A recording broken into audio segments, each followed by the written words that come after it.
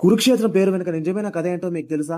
కురుక్షేత్ర అంటే కేవలం మహాభారత యుద్ధం జరిగిన స్థలం మాత్రమే కాదు. హర్యానా రాష్ట్రంలో ఆ ప్రదేశానికి ఒక విశిష్టత ఉందని స్థల పురాణం చెబుతోంది. ద్వాపర యుగం కన్నా ముందు ఈ ప్రదేశానికి కురు అనే రాజు వచ్చాడు. ఆ చుట్టుపక్కల 8 నదులు పరవళ్లు తొక్కుతూ ప్రవహించడం చూసిన ఆ రాజు తన బంగారు రథం నుంచి కిందకు దిగివచ్చి నాగలి తయారు చేశాడు. ఆ తర్వాత పరమేశ్వరుని పూజించి నంది యముని ప్రార్థించి మహిషాన్ని తీసుకొచ్చి ఆ నాగలికి కట్టి భూమి దున్నడం ప్రారంభించాడు రాజు. అక్కడికి వచ్చిన ఇంద్రుడు ఏం చేస్తున్నావని కురురాజును అడిగాడు. సత్యం, దయ, క్షమ, దానం, స్వచ్ఛత, నిష్కామం, బ్రహ్మచర్యం, యోగం అని 8 పంటలు పండించేందుకు ఉపక్రమిస్తున్నానని చెప్పాడు.